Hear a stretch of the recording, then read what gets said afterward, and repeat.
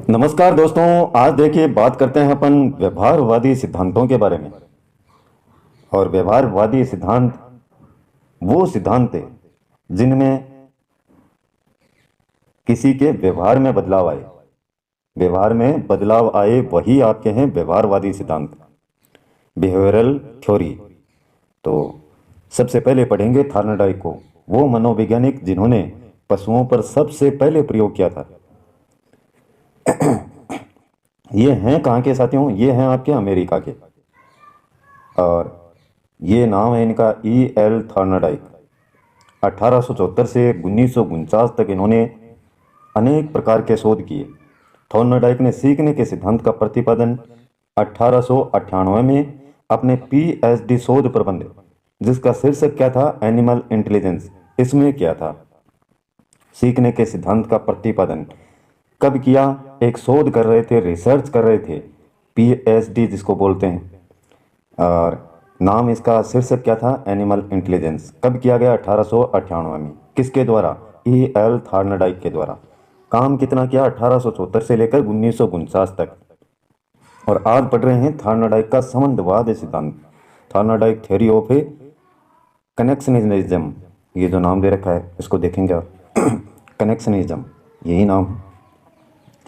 वह प्रथम अमेरिकी मनोवैज्ञानिक थे साथियों जिन्होंने पशुओं पर प्रयोग किया था। थॉर्नडाइक के संबंधवाद सिद्धांत को उद्दीपक अनुक्रिया सिद्धांत, SR थ्योरी भी कहते हैं। इस सिद्धांत का प्रतिपादन किया गया 1913 में। S स्टिमुलस यानी उद्दीपक, और R का मतलब होता है रिस्पॉन्स, अनुक्रिया। तो इतनी बातें इसमें ध्यान में रखेंगे आप। आगे अच्छे अच्छे उदाहरणों के द्वारा इसको टॉपिक को समझेंगे अपन। इस सिद्धांत के अनुसार जब कोई उद्दीपक प्राणी के समक्ष उपस्थित होता है तब उसके प्रति वह क्या करता है, अनुक्रिया करता है। अनुक्रिया के सही अथवा संतोषजनक होने पर उसका संबंध उस विशेष उद्दीपक से हो जाता है जिसके कारण वह अनुक्रिया की गई है। दूसरे शब्दों में अधिगम की प्रक्रिया के दौरान उद्दीपक, ये नाम ध्यान में रखें साथियों, स्टिमुलस, तथा अनुक्रिया रिस्पॉन्स के बीच बंधन यानी बॉन्ड्स अथवा संबंध बनते हैं, कनेक्शन, जिसे क्या कहते हैं, उद्दीपक अनुक्रिया बंधन, SR बॉन्ड। इन बंधनों के बनने की प्रक्रिया अनेक बातों पर निर्भर करती है। परिणामों के संतुष्टि से ये बंधन सुदृढ़ होते हैं तथा परिणामों के संतोषप्रद न होने पर ये बंधन कमजोरे होते हैं। इस प्रकार के उद्दीपक अनुक्रिया बंधनों का बनना ही क्या है, सीखना है। इसलिए इस सिद्धांत को संबंधवाद या बंध के सिद्धांत के नाम से भी पुकारा जाता है। ये थोड़ी सी थ्योरी है, देखिए इसको पढ़ें फिर आगे अपन समझेंगे अच्छे से। इसे आवर्ती का सिद्धांत है, थ्योरी ऑफ फ्रिक्वेंसी, प्रयत्न व भूल का सिद्धांत, चयन का सिद्धांत है, प्रयास व त्रुटि का सिद्धांत है, आदि नामों से भी जाना जाता है। प्रोफेसर वुडवर्थ के अनुसार प्रयास और भूल की प्रक्रिया में किसी समस्या को हल करने के लिए पहले कुछ उपाय किया जाता है जो प्राय सफल नहीं होता, फिर दूसरा उपाय करके मनुष्य समस्या के वास्तविक हल तक पहुंच जाता है। तो ये वुडवर्थ ने कहा है, प्रयास और भूल जो सिद्धांत है उसके लिए। अब यहां से आपका ये टॉपिक शुरू होता है। देखिए साथियों, सबसे पहले बात करेंगे उद्दीपक क्या है। वह वस्तु या स्थिति जो किसी भी व्यक्ति को कार्य करने के लिए क्या करती है, प्रेरित करती है, उसे उद्दीपक कहते हैं। कोई भी वस्तु जो या कोई ऐसी स्थिति बन जाए जो व्यक्ति को कार्य करने के लिए मजबूर करती है, प्रेरित करती है, प्रेरणा देती है, उसी को उद्दीपक कहते हैं। जैसे भोजन, पानी, लक्ष्य। अब देखिए साथियों, ये लक्ष्य है, कोई भी लक्ष्य हो सकता है। जैसे आपका लक्ष्य है टीचर बनना, अध्यापक बनना, तो उस लक्ष्य की पूर्ति के लिए आप अनेक प्रकार की अनुक्रियाएं करेंगे, अनेक प्रकार के प्रयत्न करेंगे। तो ये लक्ष्य तो क्या है, आपके लिए उद्दीपक है। आपको बड़ी जबरदस्त प्यास लगी है, पानी पीने के लिए साथियों आप ना जाने कितना सफर तय कर लेंगे। अगर आपको पानी नहीं मिल रहा है तो जब तक आप थकेंगे नहीं, पूर्ण रूप से नहीं थक जाएंगे, तब तक आप प्रयत्न करेंगे कि कैसे भी करके मुझे पानी मिल जाए। अगर आपको, जैसे छोटा बच्चा है, उसको भोजन नहीं मिलता है तो वह अपने हाथ पैरों को जोर जोर से पटकता है। आपने देखा होगा कि मुझे अब भोजन की आवश्यकता है, मुझे भोजन चाहिए, अपनी माँ के सामने जोर जोर से रोने लगता है, चिल्लाने लगता है। तो ये भोजन, पानी, लक्ष्य, ये सारे उद्दीपक हैं और इनको प्राप्त करने के लिए अनेक प्रकार की अनुक्रियाएं होती हैं। ये नीचे अनुक्रिया दे भी रखा है, रिस्पॉन्स। उद्दीपक के अनुसार किया जाने वाले कार्य अनुक्रिया हैं, जैसे भोजन को खाना, पानी पीना आदि। और थॉर्नडाइक का प्रयोग देखते हैं, देखिए क्या प्रयोग है। एक एक्सपेरिमेंट किया है इन्होंने। थॉर्नडाइक एक अमेरिकी मनोवैज्ञानिक थे साथियों। इन्होंने बिल्लियों, चूहों, मछलियों तथा मुर्गियों के ऊपर अनेक प्रयोग करने के उपरांत सीखने का संबंधवाद अर्थात उद्दीपक अनुक्रिया सिद्धांत SR थ्योरी तथा सीखने के नियमों का प्रतिपादन किया। तो साथियों ये जो नाम है यह आपको अच्छे से याद रखने हैं, चाहे SR थ्योरी हो, चाहे उद्दीपक अनुक्रिया सिद्धांत हो या भूल का सिद्धांत हो, सभी को आप अच्छे से याद रखेंगे और किसने दिए हैं ये भी ध्यान में रखेंगे। ये अच्छे से एक बार समझ लेंगे साथियों। थॉर्नडाइक का मुख्य प्रयोग एक भूखी बिल्ली के ऊपर था। बिल्ली को भूख लगी हुई थी काफी। उसे एक भूखी बिल्ली को एक ऐसे पिंजरे में, पजल बॉक्स में बंद कर दिया जिसका दरवाजा एक लीवर को दबाने से खुलता था। ऐसे एक बॉक्स में बिल्ली को बंद कर दिया यहाँ पर, और यहाँ एक लीवर लगा हुआ था जिससे वह दरवाजा दबाने से खुल जाए। अगर बिल्ली इस लीवर को दबाएगी तो यह दरवाजा खुल जाएगा। और इसके बाहर क्या रख दिया, भोजन को रख दिया। काफी भूख लगी हुई है तो ये किस प्रकार से प्रयास करती है देखिए। पिंजरे के बाहर एक तस्तरे में खाना, मांस का अंश इस प्रकार से रख दिया गया कि बिल्ली खाने को देख वह सूंघ सके तथा खाना प्राप्त करने के लिए पिंजरे से बाहर आने के लिए लगातार क्या करे, प्रयास करे। पिंजरे में भूखी बिल्ली को बंद करने पर बिल्ली ने पिंजरे में इधर से उधर दौड़ लगाई तथा अपने पंजों व मुंह से पिंजरे की छड़ों व डोरी को खींचा। वह काटने का प्रयास किया। अंत में वह अनजाने में ही लीवर को दबाने में सफल हो गई, जिससे पिंजरे का दरवाजा खुल गया। बिल्ली ने बाहर आकर भोजन खा लिया। थॉर्नडाइक ने शीघ्रता से दूसरे प्रयास के लिए बिल्ली को पुनः पिंजरे में बंद कर दिया।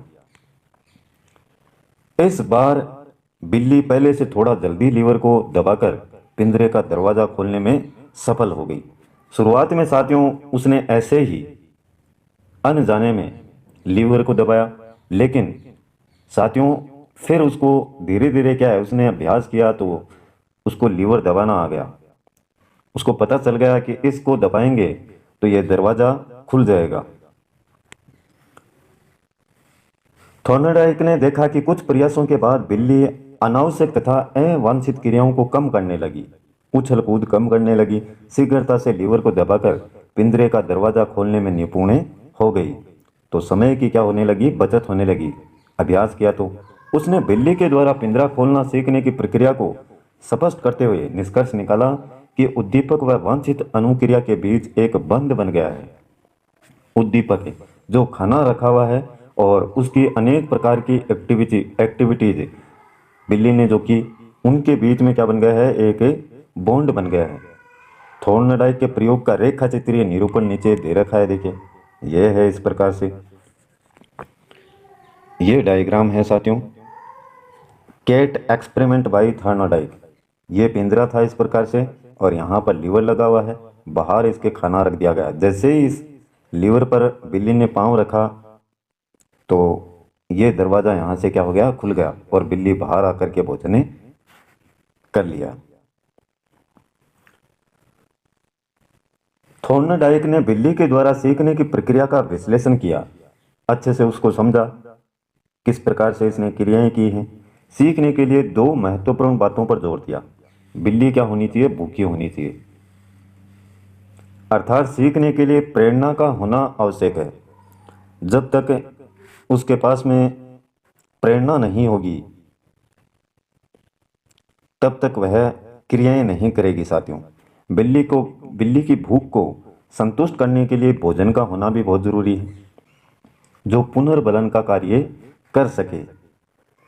दूसरे शब्दों में सीखने के लिए पुनर्बलन केंद्रीय तत्व है तथा अनुक्रिया का संतोषजनक परिणाम ही उद्दीपक अनुक्रिया बंधन एस आर बॉन्ड को सुदृढ़ कर सकता है।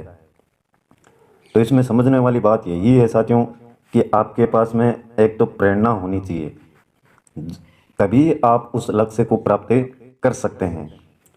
जैसे बिल्ली के पास में क्या है, भूख है, तो ये क्या है, एक प्रेरणा का कार्य करता है।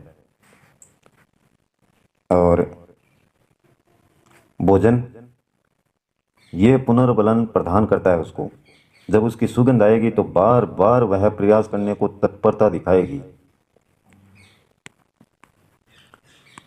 ये पूरा प्रयोग इसमें दिखा रखा है, देखिए इस प्रकार से आपको समझना है इसको।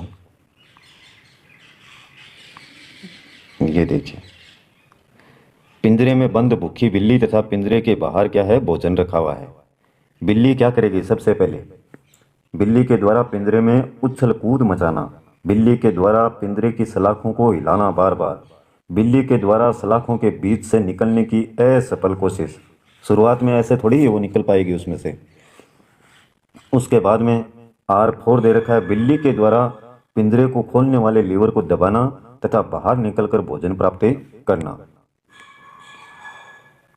ये SR बॉन्ड देखिए बंधन किस प्रकार से बनता है, उद्दीपक तथा संतोषप्रद अनुक्रिया के मध्य बंधन बन जाना। वह फिर समय कम लेती है और आसानी से पिंजरे को खोल लेती है। तो ये क्या बन गया, एक बॉन्ड बन गया, किसके बीच में, उद्दीपक और अनुक्रिया के बीच में। थॉर्नडाइक के सीखने के मुख्य नियम देखिए, ये बहुत इंपॉर्टेंट है साथियों। तत्परता का नियम है, लॉ ऑफ रेडीनेस। इस नियम का तात्पर्य यह है कि यदि हम किसी कार्य को सीखने के लिए तैयार या तत्पर होते हैं तो हम उसे शीघ्र ही सीख लेते हैं। एक भाटिया हैं, उनके अनुसार तत्परता या किसी कार्य के लिए तैयार होना युद्ध को आधा विजय कर लेना है। वुडवर्थ इसको मानसिक तैयारी का नियम भी कहते हैं। मतलब यही है साथियों कि जब तक व्यक्ति किसी कार्य को करने के लिए तैयार ही नहीं होगा तो वह उसको कैसे कर पाएगा। सबसे पहले क्या है, तैयारी जरूरी है। जैसे बहुत सारे उदाहरणों से आप समझ सकते हैं। एक घोड़ा है साथियों, और उस घोड़े को क्या आप जबरदस्ती तालाब पर ले जा करके पानी पिला सकते हैं? नहीं पिला सकते साथियों, उसे बाध्य नहीं कर सकते आप, जब तक वह घोड़ा तालाब पर पानी पीने के लिए तत्पर नहीं होगा। एक बच्चे को क्रिकेट खेलना नहीं सिखाया जा सकता है साथियों, जब तक वह स्वयं तैयार नहीं होगा। परीक्षा की बहुत सारी आपके पास में बुक्स रखी हुई हैं, वैकेंसी भी आ गई है साथियों, सब पढ़ने के लिए भी आपको लगातार कह रहे हैं कि बेटा पढ़ ले पढ़ ले, लेकिन क्या वह विद्यार्थी उन बुक्स को पढ़ेगा? नहीं पढ़ेगा साथियों। जब तक वह स्वयं तैयार नहीं होगा वह अच्छे से उस कार्य को नहीं कर पाएगा।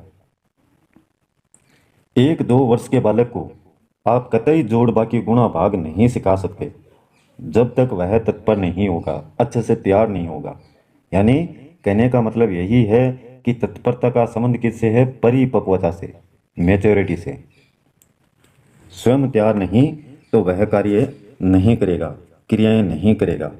आगे देखिए, ये तो तत्परता का नियम है साथियों। अगला है अभ्यास का नियम। ये 2-3 नियम दिए हैं, तो इनको अच्छे से आप ध्यान में रखेंगे, समझेंगे। ये देखिए अभ्यास का नियम, लॉ ऑफ एक्सरसाइज। इसे उपयोग व अनुपयोग का नियम भी कहते हैं। अभ्यास का नियम का अर्थ किसी क्रिया को बार बार दोहराने से दृढ़ होना है। अभ्यास मनुष्य को दक्ष बना देता है। यथा ये देखिए, करत करत अभ्यास ते जड़मती होत सुजान, रसरी आवत जात ते सील पर पड़त निशान। अर्थात अभ्यास करते रहने से मूर्ख व्यक्ति भी विद्वान बन जाता है। ठीक वैसे ही जैसे कुएं की जगत है पर बार बार रस्सी के आने जाने से निशाने पड़ जाते हैं। आजकल तो नहीं है साथियों, पहले के समय में क्या होता था कि जब पानी निकालते थे तो ये एक चक्कर लगा हुआ है और यहाँ से इस चक्कर के ये बाल्टी लगी हुई है, ये कुएं में जाती थी या चरस बोल सकते हैं। और ये रस्सी थी साथियों, ये रस्सी जिस पत्थर पर पड़ती थी, बार बार पड़ती थी, तो साथियों इस पत्थर पर भी क्या है, निशान हो जाया करते थे। तो इसी पर ये एक बनाई हुई है बात समझाने के लिए कि अगर मूर्ख व्यक्ति को भी बार बार प्रयास करवाया जाए तो वह विद्वान बन जाता है। इसीलिए साथियों आपको कहा जाता है बार बार कि इन टॉपिकों को बार बार पढ़िए, आप लगातार पढ़िए, जितना पढ़ सकते हैं उतना पढ़िए। अभ्यास करेंगे तो आप भी अपने लक्ष्य को प्राप्त कर पाएंगे।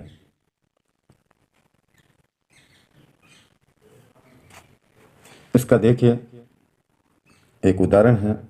एक ड्राइवर साथियों जब गाड़ी चलाता है तो वह पास में बैठे व्यक्ति से बात भी नहीं करता है, आपने देखा होगा कभी। और ब्रेक गियर आदि का भी सही उपयोग करके गाड़ी भी सही से चलाता है, क्योंकि उसे गाड़ी चलाने का सही से अभ्यास हो गया है और स्थायी ज्ञान की उसको क्या हुई है, प्राप्ति हो गई है। और भी बहुत सारे उदाहरण हैं साथियों। नृत्य करना है, साइकिल चलाना है, किसी कविता को बार बार दोहराना, व अध्यापक के कहने पर अपने आप कविता को सुनाना है आदि। ये उदाहरण क्या है, अभ्यास द्वारा सीखने के उदाहरण हैं सारे। अब तीसरा नियम देखिए इसका, थॉर्नडाइक के सीखने के मुख्य नियमों में तीसरा है प्रभाव व परिणाम का नियम। बहुत ही आराम से पढ़ रहे हैं साथियों। इस सिद्धांत को संतोष असंतोष का नियम भी कहा जाता है। प्रसन्नता तथा दुख का नियम भी इसी को कहते हैं, law of pleasure and pain. इस सिद्धांत के अनुसार हम उस कार्य को सीखना चाहते हैं जिसका परिणाम हमारे लिए हितकर होता है या जिससे हमें सुख और संतोष मिलता है। वास वासवर्ण के अनुसार देखिए, जब सीखने का अर्थ किसी उद्देश्य या इच्छा को संतुष्ट करना होता है तब सीखने में संतोष का महत्वपूर्ण स्थान होता है। जैसे छात्र गहन अध्ययन सफलता प्राप्त करने के लिए करता है, जिसका परिणाम दुखद हो तो उसमें व्यक्ति रुचि भी कम लेता है। अगर वह सफल हो गया तो उसमें रुचि लेना शुरू कर देगा, और असफल हो गया तो फिर हताश निराशा उसमें आ जाती है साथियों। देखिए उदाहरणों के द्वारा इसको समझते हैं। यदि एक बच्चा 1 घंटे की कक्षा के बाद खुश दिखाई देता है तो अधिगम क्या है, अधिक प्रभावी है। और यदि वह अधिगम के बाद सुस्त है, निराश है एकदम, तो अधिगम आपका जो सीखा है वो क्या है, अप्रभावी। सफलता से बढ़कर साथियों कोई भी पुरस्कार नहीं है। एक बालक कक्षा में प्रथम स्थान प्राप्त करता है, फर्स्ट, तो उसके माता पिता उसे कोई उपहार है जैसे कोई साइकिल दे दी तो वह क्या होगा, प्रसन्न होगा। और कम अंक आने पर माँ क्या करती है, उसको डांटती है, तो वह क्या होगा, दुखी होगा। तो इससे भी क्या पड़ता है, उस बालक पर प्रभाव पड़ता है। तो ये प्रभाव व परिणाम का नियम है। और देखिए साथियों, सीखने के अन्य गौण नियम जो इतने उजागर नहीं हुए, लेकिन यह भी सीखने के क्या हैं, नियम हैं। बहु प्रतिक्रिया का नियम, जब हम कोई नया कार्य करना चाहते हैं तो उसके प्रति अनेक क्रियाएं करते हैं या कई तरीके से अपनाते हैं। बहु प्रतिक्रिया, अनेक क्रियाएं करते हैं नया कार्य करने के लिए, सीखने के लिए। थॉर्नडाइक की बिल्ली ने पिंजरे से बाहर निकलने के लिए क्या किए, विभिन्न प्रयत्न किए। तो ये क्या है, बहु प्रतिक्रिया का नियम। दूसरा देखिए, आत्मीकरण का नियम। हम नवीन ज्ञान का, नए ज्ञान का आत्मीकरण करके अपने पूर्व ज्ञान को स्थायी अंग बना लेते हैं। नई बात को सीखने से पूर्व कार्य को पूर्व ज्ञान से संबंध स्थापित करते हैं, बॉन्ड बनाते हैं।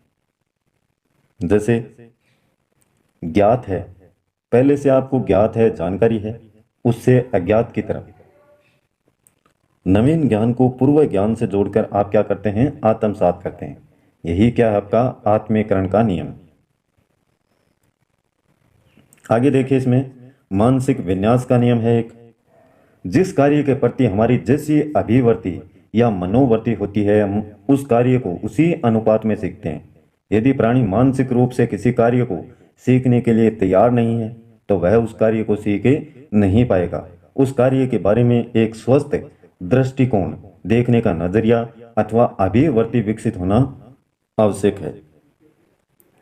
जैसे आपसे कहते हैं ना साथियों कि मन के हारे हार है, मन के जीते जीत है।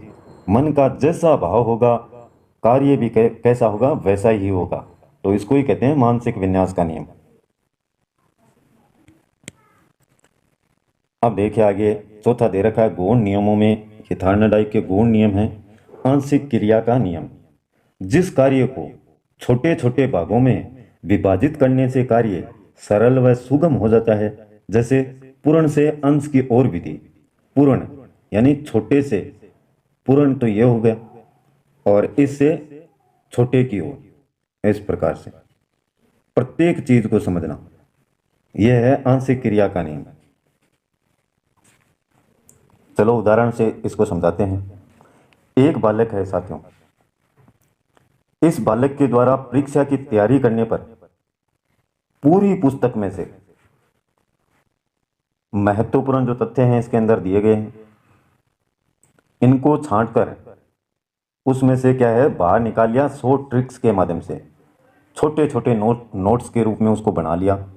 यहाँ पर बहुत सारी बातें लिखी हुई हैं साथियों, लेकिन जो महत्वपूर्ण उसको लगी उनको छांट लिया और बाहर निकाल लिया, टुकड़ों में उसको बांट लिया। यहाँ पर बहुत सारी बातें हैं लेकिन उनको टुकड़ों में क्या है उसने बांट लिया। तो यही क्या है आंशिक क्रिया के अंतर्गत आपका आता है। आगे देखिए इसमें साचार्य परिवर्तन का नियम है एक। इस नियम का अर्थ है पहले कभी की गई क्रिया को उसी समान दूसरी स्थिति में करना। इसे अनुकूल अनुक्रिया का नियम भी कहा जाता है। पहले कोई आपने क्रिया कर रखी है और उसी के समान दूसरी बार भी वही क्रिया आप करते हैं, तो साचार्य परिवर्तन का नियम है ये। जैसे एक माँ, एक क्या है माँ, और जिसका पुत्र उससे दूर चला गया तो उसकी अनुक्रिया क्या होगी, वह जोर जोर से रोएगी। कुछ समय बाद वह उसकी तस्वीर देख करके फिर से रोने लगती है। तो यही क्या है पहले पहले कभी की गई क्रिया, ये बच्चे के दूर जाने से वह रोने लगी और फिर उसी प्रकार की क्रिया फिर से करती है, दोहराती है उसको तस्वीर को देख करके। तो ये क्या है आपका साचार्य परिवर्तन का नियम। अब देखिए साथियों कुछ ध्यान देने योग्य बातें हैं, इनको भी आप देखिए। अधिगम में प्रोत्साहन देकर वृद्धि की जा सकती है। अधिगम में प्रोत्साहन देकर के क्या है वृद्धि की जा सकती है। जैसे कोई सीख रहा है तो आप कहेंगे बहुत अच्छा किया आपने, बहुत शानदार किया है और आप बेहतर कर सकते हैं, इसी प्रकार से प्रयास की करेंगे तो ये प्रोत्साहन है साथियों। अधिगम तभी अधिक सफल होगा जब बालक उसके लिए परिपक्व हो, मैच्योर हो। जैसे कि मैंने आपको पहले उदाहरणों के द्वारा समझाया कि जोड़ बाकी गुणा भाग बच्चा तभी सीख सकता है जब वह मैच्योर होगा, परिपक्व होगा। अधिगम की प्रक्रिया के अंतर्गत है अनुभवों द्वारा बालक के व्यवहार में अपेक्षा करते स्थायी परिवर्तन होते हैं। अभ्यास करेगा बार बार तो उसको क्या प्राप्त होंगे, अनुभव, और उसी से बालक के व्यवहार में एक परिवर्तन इस प्रकार का आएगा, उसको क्या कहेंगे स्थायी परिवर्तन। चाहे आप फिर कभी भी उससे वो क्रियाएं करवाएं वो आसानी से कर देगा, तो इसको कहते हैं स्थायी परिवर्तन। शैक्षिक निहितार्थ हैं देखिए। छोटे तथा मंद बुद्धि बालकों के लिए यह सिद्धांत अत्यंत उपयोगी है। कौन सा, थार्नोडाइक का जो सीखने का सिद्धांत है छोटे और मंद बुद्धि बालकों के लिए। बालकों में परिश्रम के प्रति आशा का इससे संचार होता है। इस सिद्धांत से बालकों में धैर्य तथा परिश्रम के गुणों का विकास होता है। यह सिद्धांत सीखने सिखाने से पहले सीखने वाले प्राणी को मानसिक रूप से सीखने के लिए तैयार करने की आवश्यकता बताता है। यह सिद्धांत करके सीखने के सिद्धांत पर अधिक बल देता है। इस सिद्धांत के द्वारा बालक आशावादी और असफलता में सफलता देखने वाला बनता है। यह सिद्धांत गलती से प्राप्त तरह तरह के अनुभवों का अन्य परिस्थितियों में लाभ उठाने के महत्व पर बल देता है। यह सिद्धांत अभ्यास की क्रिया पर आधारित है, जिससे सीखा गया कार्य स्थायी बनता है। तो ये कुछ पॉइंट हैं, ये आसानी से आपके समझ में आ जाएंगे। करके सीखने के सिद्धांत पर आधारित, आशावादी, असफलता में सफलता देखने वाला, परिस्थितियों से लाभ उठाने वाला, अभ्यास की क्रिया पर बल देने वाला। तो ये है साथियों थॉर्नडाइक का सिद्धांत। और इसके बाद में और भी मनोवैज्ञानिक हैं, उनके व्यवहारवादी सिद्धांतों को अपन जानेंगे। वीडियो पसंद आए तो लाइक कीजिएगा साथियों, ना आए, बहुत से विद्यार्थी हैं जिनको पसंद नहीं आता है, तो कम से कम डिसलाइक तो ज़रूर कीजिएगा साथियों। आज के लिए बस इतना ही। कल फिर मिलते हैं एक नए वीडियो, नए टॉपिक और नई जानकारी के साथ में। तब तक के लिए जय हिंद।